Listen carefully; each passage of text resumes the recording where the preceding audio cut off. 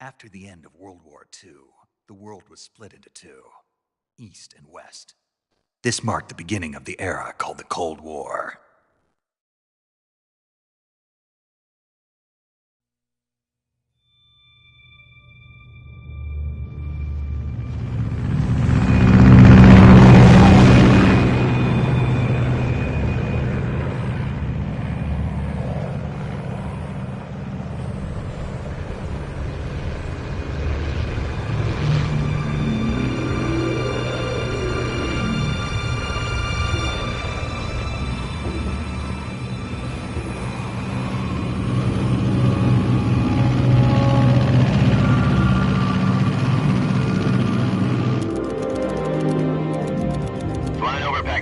Altitude 30,000 feet.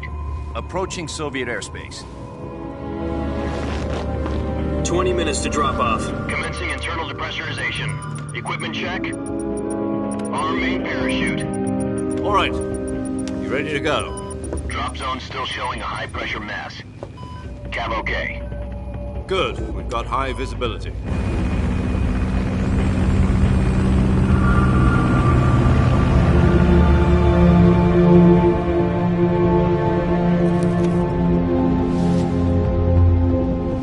Put out that cigar. Connecting oxygen hose to interior connector. Put on your mask.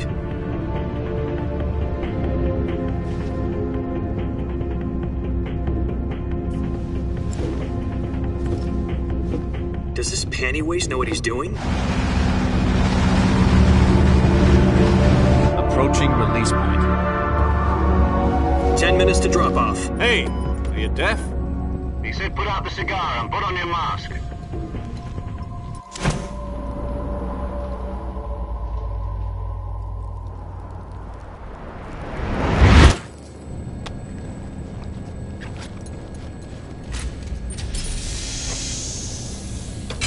Depressurization complete. Checking oxygen supply. 6 minutes to drop off. Opening rear hatch.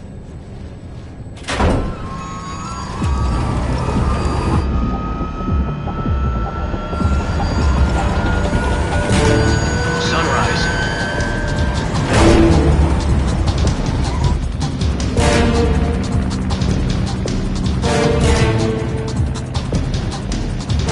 External temperature minus 46 degrees Celsius.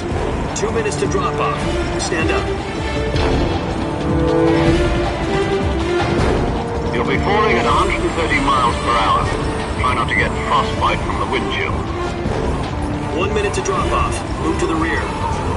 Activate the auto bottle. This is one for the history books. The world's first halo jump. 10 seconds to drop off. Stand by. Status okay. All green. Prepare for drop off. Countdown. 5, 4, 3, 2, 1. Spread your wings And fly. God be with you.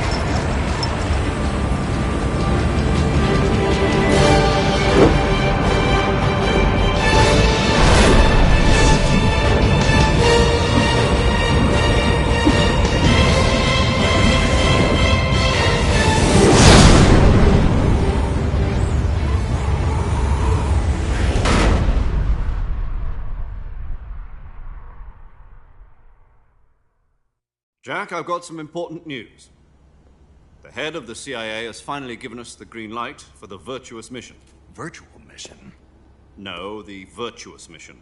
The future of our Fox unit depends on it. If it succeeds, we'll be officially organized into a unit. Virtuous mission? Sounds like some kind of initiation ritual. You know, don't get cocky. This isn't a training op. Right. So what exactly is this wonderful mission?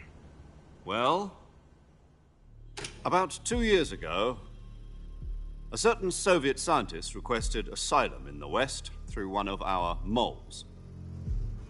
His name is Nikolai Stepanovich Sokolov. He's head of the OKB 754 Design Bureau, one of the Soviets' top-secret weapon research facilities, and the East's foremost expert on weapons development.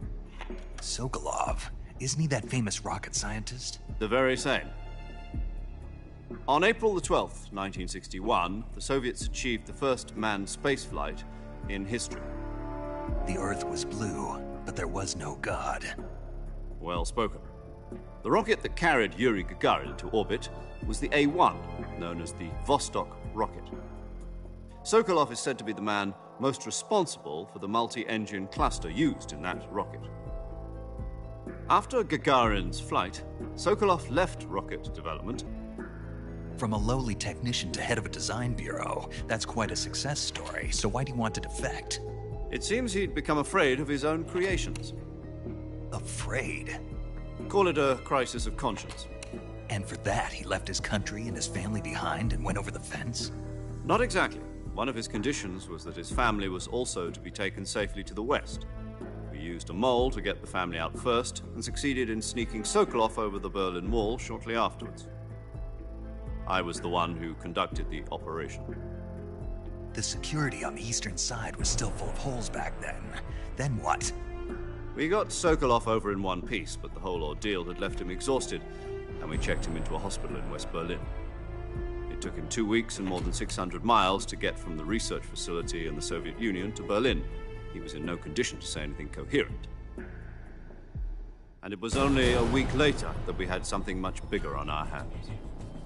The Cuban Missile Crisis. October the 16th, 1962, President Kennedy received word that the Soviets were in the process of deploying intermediate-range ballistic missiles in Cuba. The President demanded that the Soviets dismantle and remove the missiles. At the same time, he announced a naval blockade to prevent further missile shipments from reaching Cuba. But the Soviets didn't back down, instead placing their armed forces on secondary alert. Soviet transport ships carrying missiles continued on course towards Cuba. US and Soviet forces went on alert for an all-out nuclear war. Frantic negotiations were conducted through the UN's Emergency Security Council and unofficial channels to end the hair-trigger standoff. Finally, on October the 28th, the Soviet Union agreed to remove its missiles from Cuba, and so the world avoided a nuclear holocaust. But in order to get the Soviets to pull their missiles out, we had to make a deal. You mean the one where the US agreed to remove its IRBMs from Turkey? No. The Jupiter IRBMs deployed in Turkey were obsolete, and we were going to get rid of them anyway. They had no strategic value whatsoever to either the US or the Russians. The Turkey deal was a ruse, a cover story that was fed to the other intelligence agencies around the world. So what did the Russians really want? Sokolov. They wanted us to return Sokolov. You mean the Soviets pulled out of Cuba just to get their hands on Sokolov? That's right. What the hell was he working on? At the time, we had no idea. We were running out of time. It was either give up Sokolov or risk full-scale nuclear war. In the end, we had no choice. President Kennedy gave in to Khrushchev's demand. The next day, I got Sokolov out of the hospital, handing him over to agents on the eastern side. Sokolov kept on screaming, "Save me," until he disappeared from my sight. Then, a month ago, we received some new information from one of our moles. About Sokolov? Yes. He was taken back to the research facility and forced to continue working on the weapon in question under KGB supervision. What's more, it's on the verge of completion. So what kind of weapon is it? Something to do with space rockets? No, missiles. Same technology. I guess you're right. We don't know the details, but it appears to be a new kind of nuclear device. For half a year now, the Soviets have been conducting frequent nuclear tests at Semipalatinsk. Something to do with the weapon, I assume. We're talking about a secret weapon so big that Khrushchev was ready to pull out of Cuba to get it back. Is Sokolov still in the facility? No. According to our intelligence, he's in Selinoyarsk, a place in the mountains about 3 miles to the west that's known as the Virgin Cliffs. The Virgin Cliffs. Nice name for a virtuous mission. They moved him there just recently. Why? Apparently, they're conducting a field test of the weapon, but it's our best chance to get him back.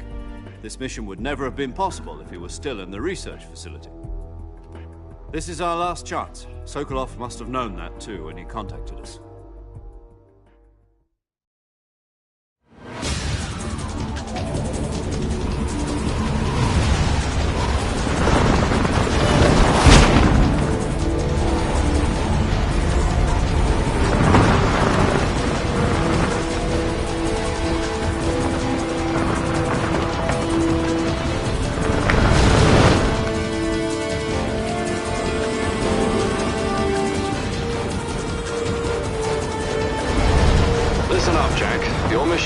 infiltrate Selino Yask in the Soviet mountains, ensure the safety of Sokolov, and bring him back to the West.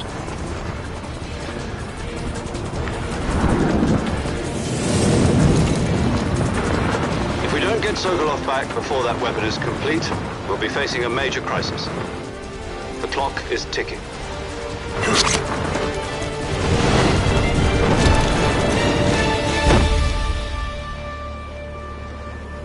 Once we've confirmed the rescue of Sokolov, stand by at the recovery point. A recovery balloon will be dropped at that point. Helium will be pumped into the balloon to inflate it. The process takes about 20 minutes. Once it's complete, the gunship's arm will latch onto the balloon and pull it up. The Fulton surface-to-air recovery system. I'm familiar with the theory. Take it easy. It's been combat-proven. Do you think Sokolov is up to it? The shock will be less than during a parachute jump, and the arm can handle up to 500 pounds. So you're planning on going over the border in a single combat talent? She's equipped with two 6-barrel 20mm Vulcan cannons, as well as two 40mm machine guns. Sounds like she could hold her own against a battalion of tanks. Even with the fuel in the reserve tank, we're facing a 4-hour time limit. If all goes well, it shouldn't take more than a few hours. Home in time for dinner. But if anything goes wrong, you'll be eating dinner, breakfast, and all the rest of your meals in the jungle.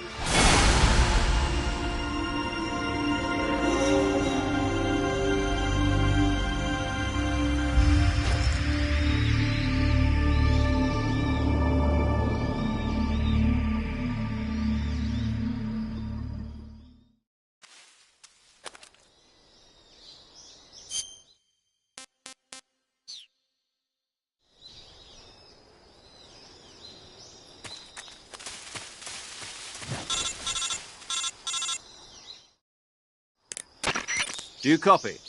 You're already in enemy territory, and somebody might be listening in. From here on out, we'll be using code names to refer to each other. Your code name for this mission will be Naked Snake. I'll be referring to you as Snake from now on.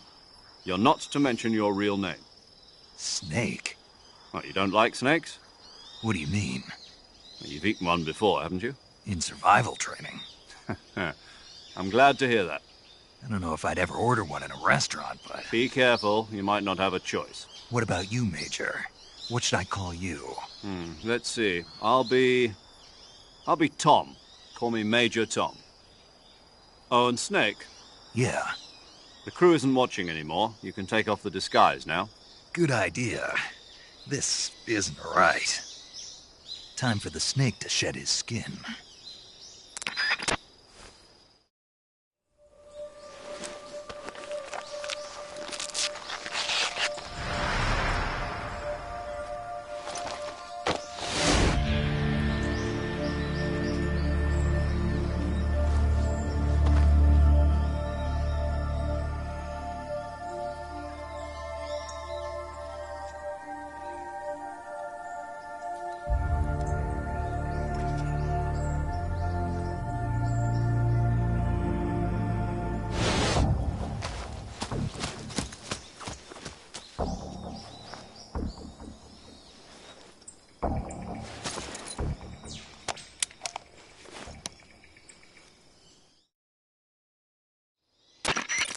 hear me, Major Tom?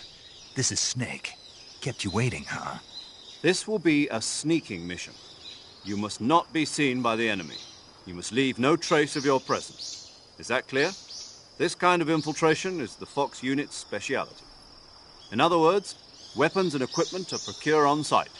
That goes for food as well. You're completely naked, just as your name implies. Great. Now I see why you asked me if I like snakes. I suppose calling me Snake was your idea of a joke, too. No, there's a good reason for that. I'll tell you later when the time is right. Gotcha.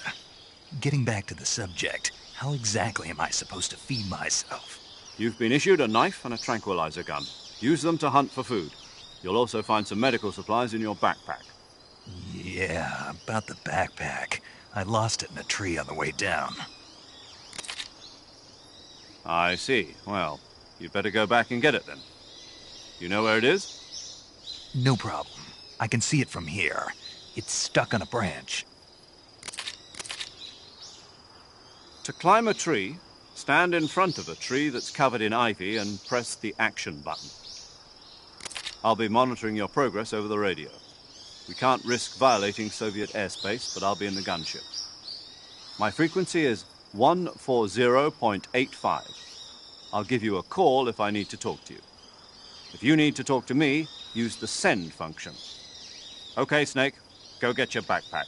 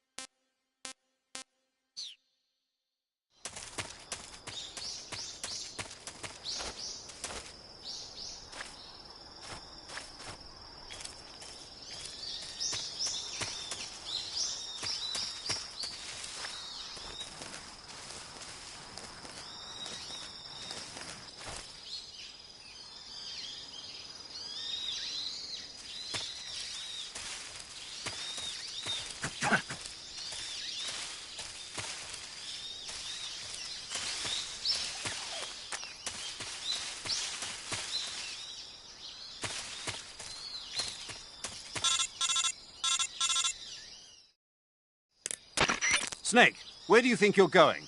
You can't expect to proceed with the mission without any weapons or equipment. First, you'll need to recover your backpack. It's caught on a tree to the south. Press the action button to climb the tree and retrieve your backpack. Is that clear?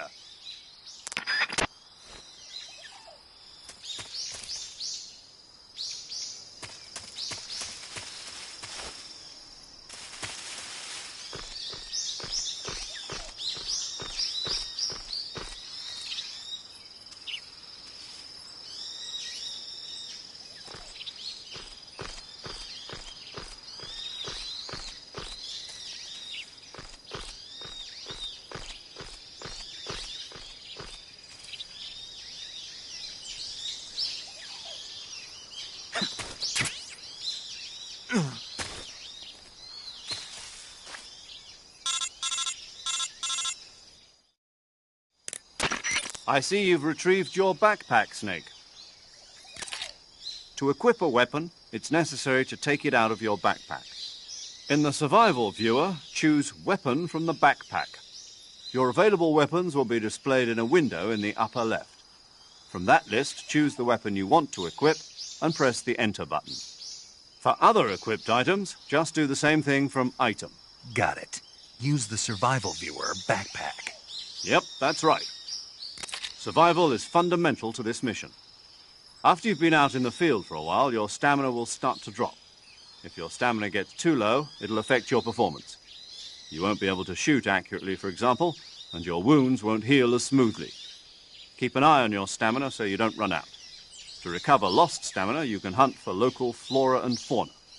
You can use either your tranquilizer gun or your knife to hunt. My only weapon is a Mark 22 Hush Puppy tranquilizer gun? That's right. It's been fitted with its own suppressor. However, the suppressor will deteriorate every time you fire. Once its durability reaches 0, the noise suppression effect will be gone. So don't get too trigger-happy with it. The suppressor's durability is shown in the icon. Any weapons and equipment beyond what you're carrying now you'll have to find as you go. I have to find my own weapons and equipment? Whose crazy idea was this anyway? Solo covert actions are standard Fox operating procedure. You can't leave any traces of your presence. No weapons, equipment, footprints, sweat, or bodily waste. The same goes for bullets and cartridges, too.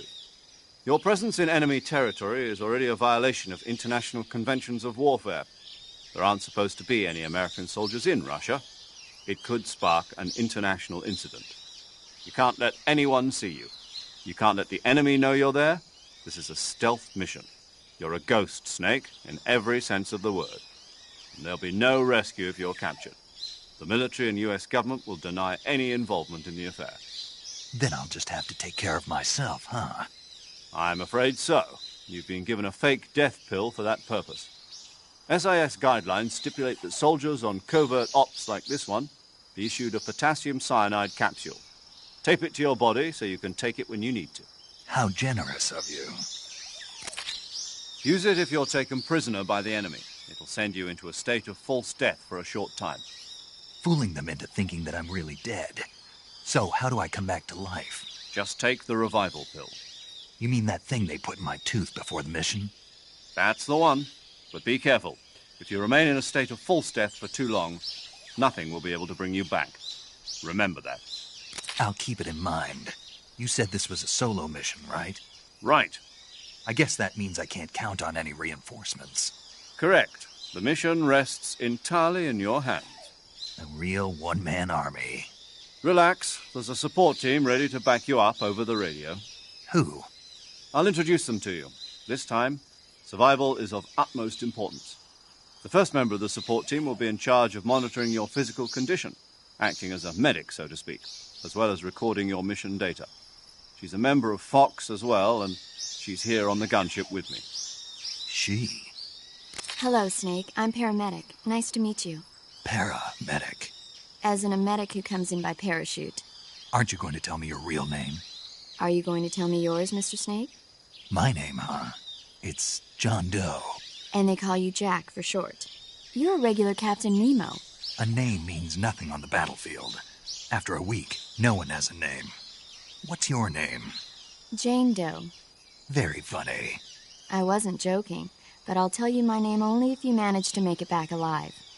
My frequency is 145.73. She's also in charge of recording your mission data.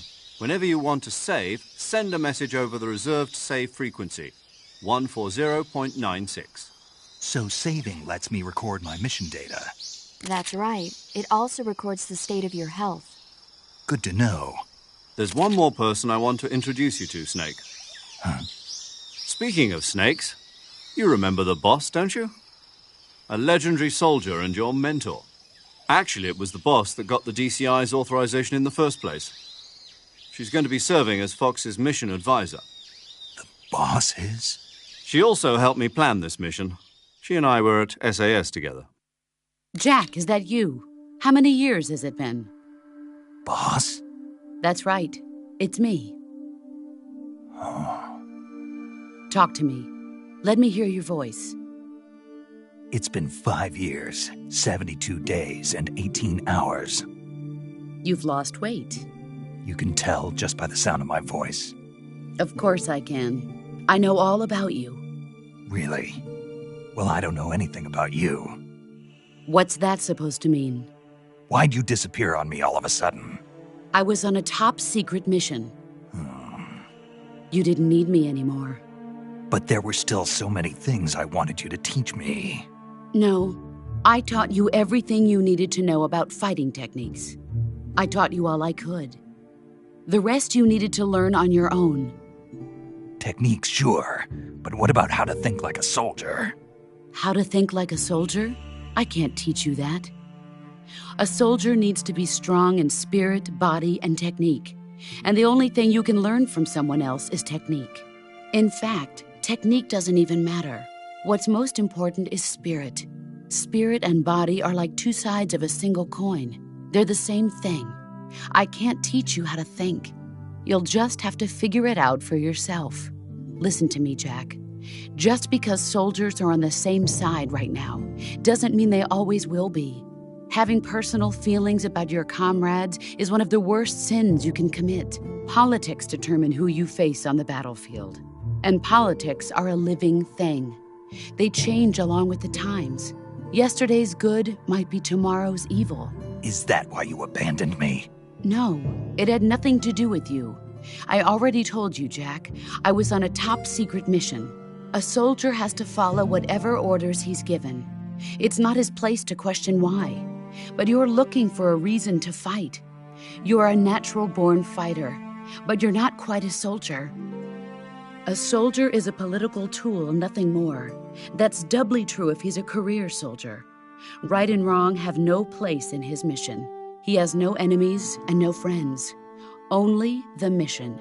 You follow the orders you're given. That's what being a soldier is. I do whatever I have to get the job done. I don't think about politics. That's not the same thing. Sooner or later, your conscience is going to bother you. In the end, you have to choose whether you're going to live as a soldier or just another man with a gun. There's a saying in the Orient, loyalty to the end. Do you know what it means? Being patriotic. It means devoting yourself to your country. I follow the president and the top brass. I'm ready to die for them if necessary. The president and the top brass won't be there forever. Once their terms are up, others will take their place. I follow the will of the leader, no matter who's in charge. People aren't the ones who dictate the missions. Then who does? The times. People's values change over time, and so do the leaders of a country. So there's no such thing as an enemy in absolute terms. The enemies we fight are only enemies in relative terms, constantly changing with the times.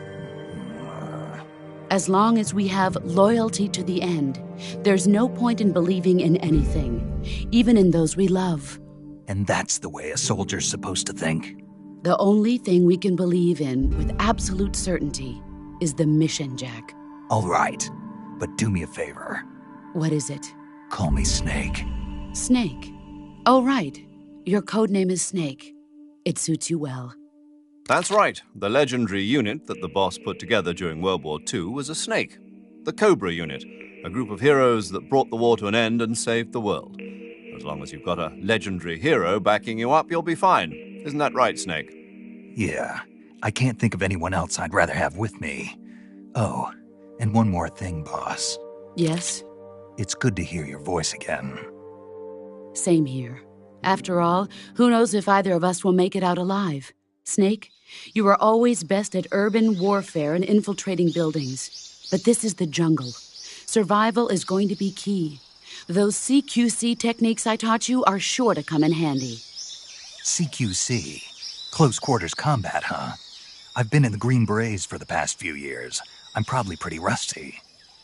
Not to worry. I'll be here to help you remember. After all, this is your first actual survival mission. I'll be supporting you over the radio. Where are you, boss? Next to the Major? The boss is communicating with us by radio from aboard a Permit-class submarine in the Arctic Ocean. My frequency is 141.80. Call me if you need my advice on battle techniques.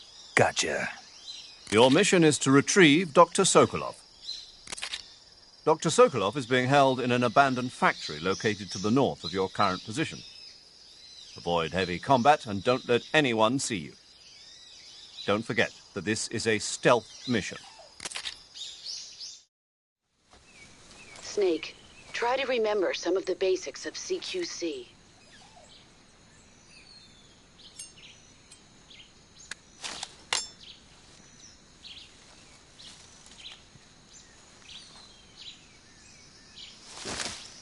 Commencing virtuous mission now.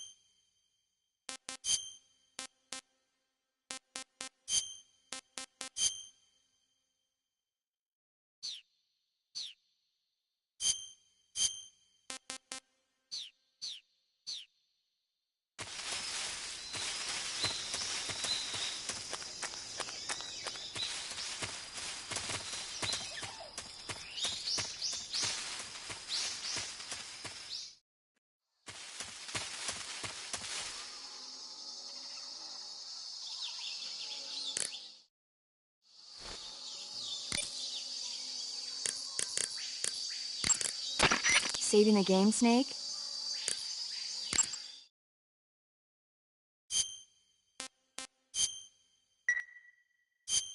Hey, Snake, you ever heard of Godzilla King of Monsters?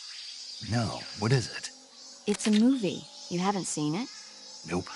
It's about this monster called Godzilla, who grows to an enormous size in a nuclear test and goes on a rampage in Tokyo. Nuclear test, huh?